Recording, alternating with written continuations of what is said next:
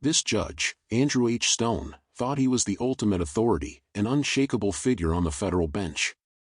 He sat there, mocking, laughing, and then, in a single, earth-shattering moment that reverberated across the entire legal world, Congresswoman Jasmine Crockett delivered a masterclass in accountability. She didn't just present an argument, she unleashed a torrent of documented truth that utterly demolished his career. You're about to witness how this seemingly invincible judge was systematically dismantled, piece by piece, by relentless legal research and unwavering courage.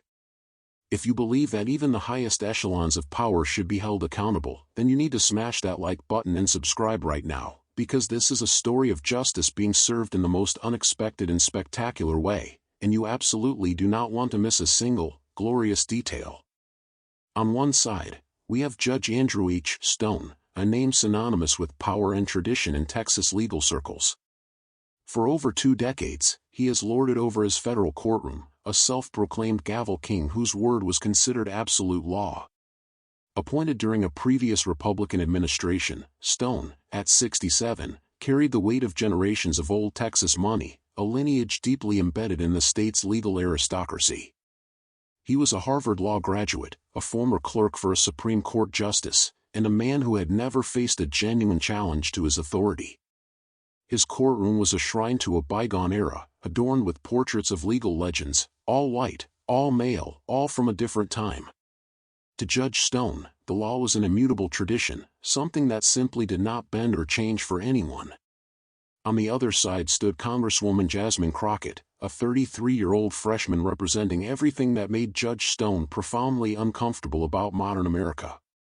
Crockett wasn't born into privilege. She grew up in the gritty, working-class neighborhoods of St. Louis, fighting her way through law school and building a career as a civil rights attorney before making her mark in Dallas. She earned her congressional seat by actively taking on and defeating the very establishment figures Stone represented. As a former public defender, she had spent countless hours in courtrooms exactly like this one, fiercely battling for clients whom judges like Stone routinely dismissed. She possessed a legal knowledge that surpassed many sitting judges, and she had an unshakable resolve to call out injustice, no matter who was wearing the black robe. The case that brought these two formidable figures together was, on its surface, a seemingly routine civil rights lawsuit alleging voter suppression in Texas. Typically, such cases would be quietly settled or unceremoniously dismissed. But this case was different. It contained documented evidence of systematic disenfranchisement, evidence that Crockett had personally helped to meticulously gather during her time as a civil rights attorney. The stakes couldn't have been higher. This wasn't merely about one lawsuit, it was about the fundamental question of whether the federal courts would continue to uphold voting rights, or if judges like Stone could simply shrug off crucial civil rights concerns with a contemptuous laugh. For Crockett, this moment encapsulated everything she had dedicated her entire career to fighting for. For Judge Stone, it was just another Tuesday, another frivolous nuisance to swat away. What neither the judge nor anyone else in that packed courtroom could have anticipated was that Crockett had spent months meticulously preparing for this exact confrontation.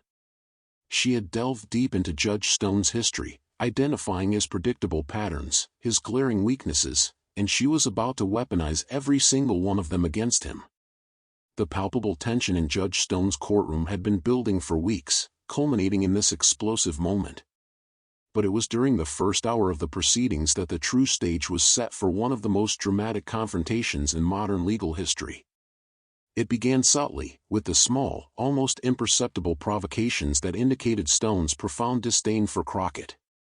He consistently and deliberately mispronounced her name, calling her Jasmine Crockett despite repeated corrections, a dismissive act designed to undermine her authority from the outset. He blatantly allowed defense attorneys to interrupt her mid-sentence, then abruptly cut her off when she attempted to respond, an arrogant display of his perceived dominance. His eyes would audibly roll when she cited recent, inconvenient civil rights precedents, betraying his dismissive attitude toward progressive legal interpretations. Undeterred, Crockett began her opening statement, her voice remarkably steady and professional despite the thinly veiled disrespect. "Your Honor," she stated, "the evidence will show a pattern of systematic voter suppression that violated the constitutional rights of over 50,000 Texas residents. Judge Stone leaned back in his grand chair, a bemused, almost mocking expression on his face. "Congresswoman Crockett," he drawled, deliberately emphasizing the wrong pronunciation, "these are serious allegations. I trust you have more than political rhetoric to support them." The first blaring warning sign of his judicial bias came when Stone summarily sustained every single objection from the defense team, even those that were transparently baseless and legally unsound. When Crockett presented meticulously documented evidence of polling place closures specifically in predominantly black neighborhoods, Stone immediately questioned its relevance, as if the impact on marginalized communities was a minor detail. When she displayed a sophisticated statistical analysis that definitively proved a discriminatory impact, he scoffed, labeling it speculative, entirely dismissing the empirical truth. But the true escalation, the point of no return, began when Crockett attempted to introduce crucial video evidence. "Your Honor," she announced, holding up a tablet containing the damning footage, "we have security footage from 3 different polling locations showing poll workers turning away eligible voters." The defense attorney, seizing the opportunity, immediately shouted objection. "Prejudicial and inflammatory." Stone, without even a cursory glance at the evidence, snapped sustained. "Move on, Congresswoman." Crockett's jaw visibly tightened, her patience wearing thin.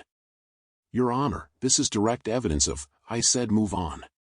Stone roared, his voice carrying an unmistakable edge of the absolute authority that had silenced thousands of attorneys throughout his lengthy career. "Unless you have something more substantial than amateur videos." The courtroom stirred with unease.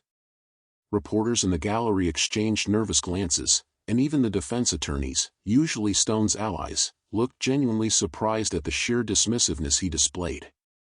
But Crockett, possessing an iron will, refused to back down. "Your Honor, with respect, this evidence is central to our case. These amateur videos show constitutional violations in real time." And that's precisely when Judge Stone, blinded by his own arrogance and unchecked power, made his first and most catastrophic mistake. He laughed. It wasn't a polite chuckle, or a constrained, deferential court laugh. It was a full, booming, condescending belly laugh that reverberated through the silent courtroom like a thunderous slap across every single face present.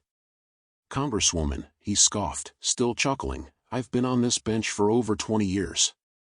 I've seen every trick in the book. Cell phone videos and political grandstanding might work in Congress, but this is a court of law. Real law, not whatever they're teaching in political science classes these days." The courtroom fell into a deafening silence. You could hear a pin drop, the collective breath of everyone held in suspense. Crockett stood perfectly still for a moment, her hands resting on the plaintiff's table. When she finally looked up at Judge Stone, something fundamental had shifted in her eyes. The last vestiges of professional courtesy had vanished, replaced by an expression far more formidable and dangerous, a controlled, simmering fury, bolstered by an encyclopedic command of legal knowledge. "Your Honor," she said, her voice now carrying a steely edge that caused everyone in the courtroom to instinctively sit up straighter, sensing an impending storm, "I'd like to approach the bench." Stone, ever dismissive, waved her off with a flick of his wrist. "That won't be necessary. Let's move on to your next political point." But Crockett did not move. Instead, with a deliberate, calculated motion, she reached into her briefcase and extracted a remarkably thick folder, one that seemed to materialize from nowhere, defying the judge's casual dismissal. "Your Honor," she stated, her voice imbued with a newfound gravitas, "before we continue, I believe there are some procedural matters the court needs to address." Stone's smug smirk faltered, a flicker of uncertainty crossing his weathered face. Something in Crockett's tone had definitively shifted, and seasoned courtroom observers, sensing the seismic change, knew the dynamic was about to completely overturn. "What procedural matters?" Stone demanded, his voice betraying the first genuine hint of apprehension. Crockett calmly opened the formidable folder, and the crisp rustle of papers echoed through the suddenly silent courtroom like a distant peal of thunder, a harbinger of the storm to come. "Well, Your Honor," Crockett began, her voice now brimming with the triumphant confidence of someone who had just played their ace card, it seems we need to discuss your pattern of behavior in civil rights cases over the past 5 years. The defense attorneys looked utterly confused, their faces a mask of bewilderment. The court reporter, mid-stroke, froze, her fingers suspended over the keys. Everyone in the gallery leaned forward, their attention now riveted on Crockett. Judge Stone's face, moments ago sneering, began to flush a deep, angry red, before abruptly draining to a pale white. "Excuse me," he stammered, his composure rapidly disintegrating. "Actually, Your Honor," Crockett countered, a slow, knowing smile spreading across her face for the first time since she had entered the courtroom, "I don't think I am." Then, with the precision of a surgeon and the force of a wrecking ball, she began to dismantle his career, delivering a legal education that would be enshrined in law schools for generations. "Your Honor," Crockett began, her voice resonating with the controlled power of someone who had just armed a legal nuclear weapon, "since you mentioned your 20 years of experience, I thought it might be helpful to review some of that experience with the court." Judge Stone's face had morphed from amusement to concern, and now, to something rapidly approaching full-blown panic. "Congresswoman, this is highly irregular," he blurted out, a desperate plea in his voice. "What's irregular, Your Honor?" Crockett's voice cut through him like a razor-sharp knife, "is a federal judge who has systematically violated judicial ethics in civil rights cases for the past 5 years. Shall we start with the Morrison case from 2023? The courtroom was so quiet you could literally hear people breathing, their anticipation palpable. Court reporters, lawyers, and observers sat utterly frozen, as the shocking realization dawned on them that they were witnessing something truly unprecedented, a moment that would forever alter the course of this courtroom, and potentially, the entire federal judiciary. Crockett pulled out the very first document from her formidable folder, Morrison v. Texas Secretary of State. A voting rights case remarkably similar to this one. In that case, Your Honor, you dismissed clear evidence of voter suppression while making jokes about ambulance-chasing civil rights lawyers.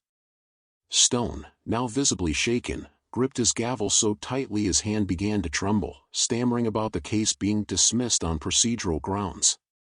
"Was it?" Crockett interrupted, pulling out another document, this one a detailed transcript. "Because according to the court transcript, which I have right here, you told the plaintiff's attorney, and I quote, 'maybe stick to personal injury cases and leave constitutional law to people who understand it.'" Gasps of shock echoed throughout the gallery. The defense attorneys, previously smirking, now looked like they desperately wanted to disappear into the polished courtroom floor. But Crockett was just getting started.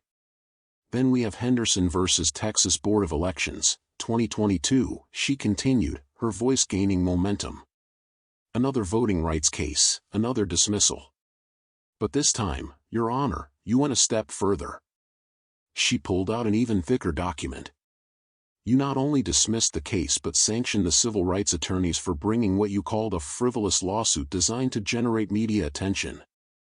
Judge Stone frantically attempted to interrupt, but Crockett's voice rose over his, a tsunami of truth. "Those sanctions were later overturned by the Fifth Circuit Court of Appeals, who found your behavior, and I quote, 'inappropriate and potentially biased.' But you never apologized to those attorneys whose reputations you tried to destroy, did you, Your Honor?" The courtroom was now in absolute chaos. Reporters were furiously scribbling notes, their pens scratching against paper. The defense team huddled together in urgent, hushed consultation, their faces a mixture of fear and disbelief. But Crockett was far from finished. "Should I continue, Your Honor?" she asked, a dangerous glint in her eyes, "because I have documentation of 12 similar cases over the past 5 years. 12 civil rights cases where you showed the same pattern of dismissive behavior, inappropriate comments, and potential bias." She pulled out document after document, laying them on the table with a theatrical flourish, like playing cards in a deadly, high-stakes game of poker. Williams v. Texas Department of Public Safety, dismissed with prejudice after you called the evidence political theater, later reversed on appeal.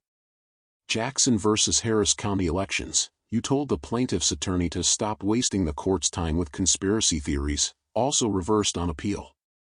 Thompson v. Texas Legislature, dismissed after you suggested the plaintiffs find a hobby other than suing the state, reversed on appeal and resulted in a formal reprimand from the Judicial Conduct Board.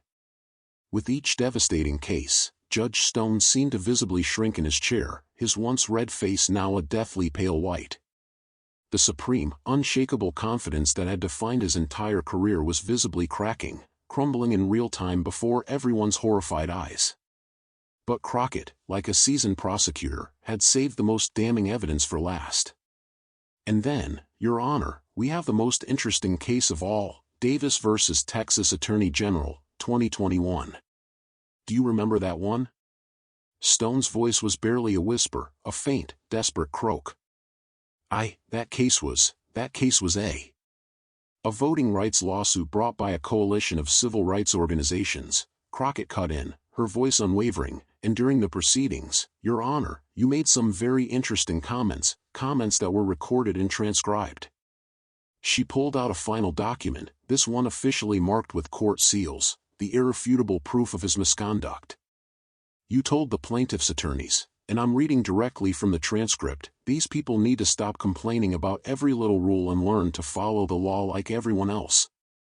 The courtroom erupted in a cacophony of gasps and outraged whispers. These people. Everyone in the room knew exactly what that thinly veiled, prejudicial statement meant. But here's the truly fascinating part, Your Honor, Crockett continued, her voice now carrying the undisputed authority of someone who had just delivered the final, crushing knockout punch. That case was also reversed on appeal, and the appeals court didn't just reverse your decision, they specifically referred your conduct to the Judicial Conduct and Disability Committee for investigation. Judge Stone looked as if he had seen a ghost, his already pale face turning ashen. He weakly countered, that investigation was inconclusive. Yes, it was, Crockett conceded, because as it turns out, investigating sitting federal judges is a lengthy process. But I imagine that investigation might be reopened if new evidence of a pattern of bias were to emerge. She gestured to the imposing pile of documents on her table, a towering testament to his misdeeds. New evidence like, say, 12 documented cases of inappropriate behavior in civil rights cases? New evidence like a federal judge laughing at constitutional violations? New evidence like a pattern of bias so clear that even a first-year law student could see it? The silence in the courtroom was now absolutely deafening, a vacuum where the judge's authority once resided. Judge Stone sat frozen, paralyzed by the horrifying realization that his entire career, his once impeccable reputation, and his carefully constructed legacy were crumbling, not just in real time, but irreversibly. But Crockett wasn't finished. She delivered the final, decisive blow. Your Honor, I'd like to make a motion, her voice slicing through the silent courtroom like a ringing bell. I move that this court recuse itself from this case due to demonstrated bias and prejudice against civil rights plaintiffs. I further move that this case be transferred to a judge who can evaluate the evidence without the burden of a documented history of inappropriate conduct in similar cases. She paused, allowing the gravity of her words to fully sink in, to penetrate the shattered remnants of Stone's authority. And, Your Honor, she concluded, her voice unwavering, I respectfully suggest that you might want to consider whether continuing to preside over civil rights cases is in the best interest of justice, given the overwhelming evidence of bias I've just presented. The courtroom, which moments ago had been an eerie tableau of silence, exploded into utter chaos. Reporters, sensing the story of a lifetime, scrambled frantically for the exits, desperate to file their breaking reports. The defense attorneys, their faces pale with shock, huddled together in an emergency consultation, their hushed whispers filled with disbelief. Court staff, usually composed, whispered urgently among themselves, their faces reflecting the momentous events unfolding.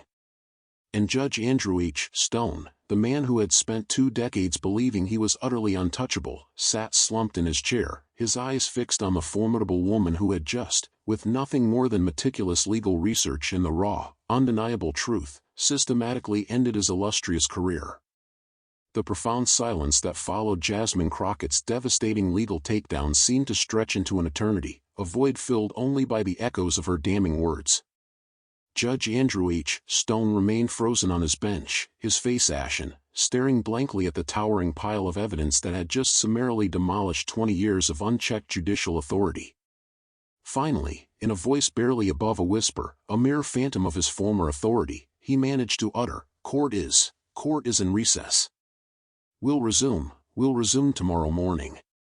His gavel, once a symbol of absolute power, fell with a weak, almost imperceptible tap that seemed to echo through the stunned courtroom like a death knell, a chilling harbinger of his professional demise. But the true explosion, the seismic reverberation of Crockett's actions, happened the very moment people spilled out of the courthouse.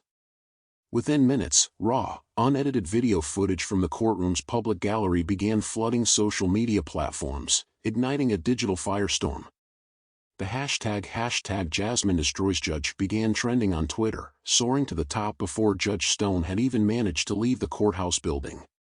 TikTok videos, meticulously edited to amplify the drama, showed Crockett calmly laying out document after document, her most devastating lines underscored by dramatic music and slow-motion effects, quickly going viral and captivating millions. The legal community, typically reserved and formal, erupted into an unprecedented state of chaos and heated debate. Harvard law professor Sarah Martinez, a respected voice in legal academia, immediately tweeted, "What Jasmine Crockett just did in that courtroom was masterful legal advocacy. She didn't just win a case, she exposed systemic bias in the federal judiciary." In stark contrast, conservative legal commentator Tom Bradley, a fierce defender of the status quo, fired back, predictably attempting to dismiss the entire event. This was a political hit job disguised as legal procedure. Crockett turned a courtroom into a campaign rally. But his frantic attempts at damage control were futile. The undeniable evidence spoke for itself. Legal reporters who had covered Stone's court for years, now energized by Crockett's public exposé, began frantically digging through their archives, unearthing pattern after pattern of the very same disturbing behavior Crockett had so bravely exposed. The Dallas Morning News, a pillar of Texas journalism, promptly published a detailed timeline of Judge Stone's most controversial and questionable decisions, painting a damning picture of his judicial record. Within hours, the Texas Tribune, another respected news outlet, revealed that they too had been quietly investigating similar complaints about the judge for months, but had struggled to get sources to go on record, highlighting the climate of fear Stone had fostered. By that same evening, 3 major legal organizations, powerful voices in the legal establishment, had publicly called for an immediate and thorough investigation into Stone's conduct. The American Civil Liberties Union, ACLU, a stalwart defender of civil liberties, issued a powerful statement unequivocally supporting Crockett's motion for recusal, throwing their full weight behind her courageous stand. Even the staunchly conservative Federalist Society, typically aligned with judges like Stone, remained notably and conspicuously silent when pressed for comment, a damning indictment in itself. The next morning brought even more significant fallout. Judge Stone, predictably, did not appear in court. Instead, his clerk read a brief, carefully worded statement. Due to health concerns, Judge Stones has requested an indefinite medical leave. This case will be transferred to Judge Maria Rodriguez for continuation. The phrase health concerns fooled absolutely no one in the legal community. Legal experts, with years of experience observing such maneuvers, immediately recognized it as the classic, face-saving exit strategy for a judge whose career was, to all intents and purposes, effectively over, a forced retreat from an indefensible position. But the story was far from over. Within a mere week, the Judicial Conduct and Disability Committee, under immense public and legal pressure, announced they were officially reopening their investigation into Stone, explicitly citing new evidence of potential bias directly stemming from Crockett's revelations. Furthermore, 3 of the specific cases Crockett had so powerfully cited in her courtroom exposé filed motions to reopen, citing judicial misconduct as the grounds. The Justice Department, quietly but definitively, began reviewing civil rights cases that had originated from Stone's court, stretching back an entire decade, meticulously searching for further patterns of bias and injustice.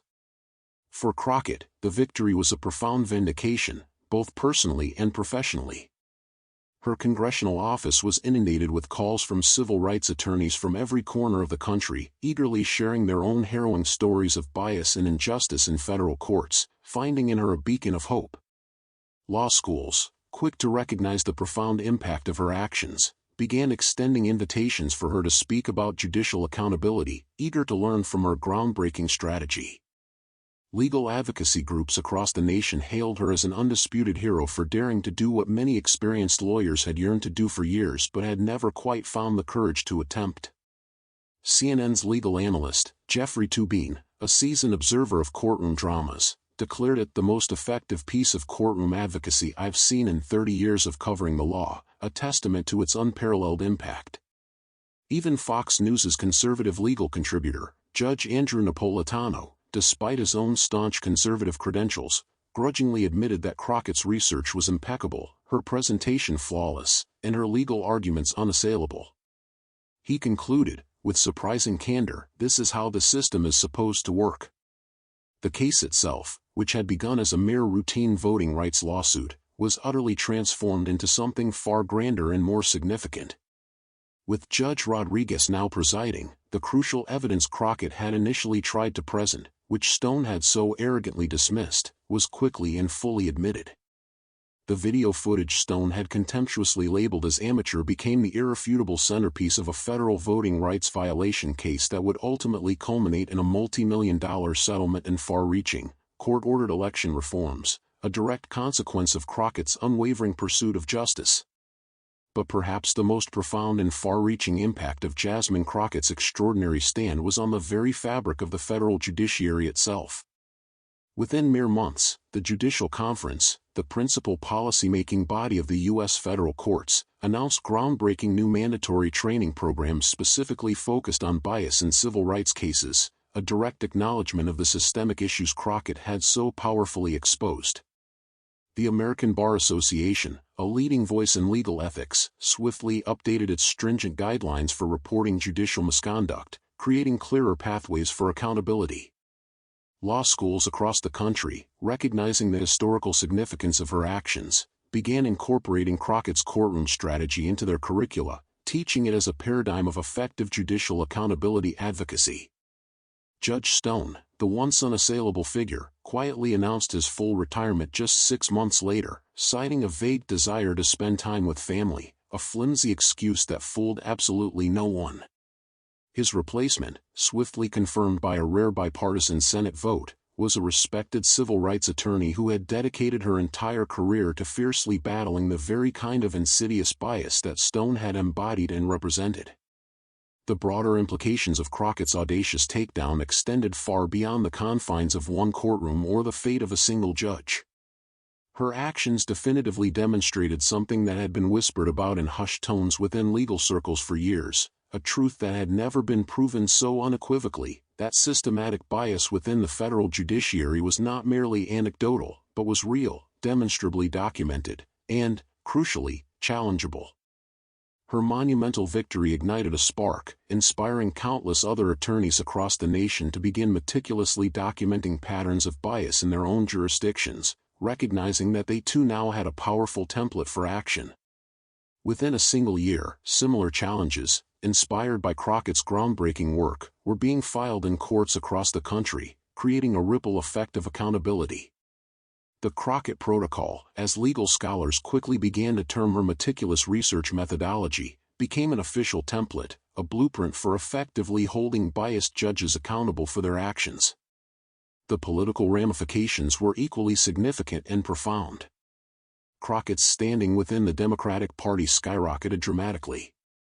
Her masterful and strategically brilliant use of legal expertise to expose deeply entrenched systemic bias transformed her into a highly sought-after voice on judicial reform, commanding attention and respect.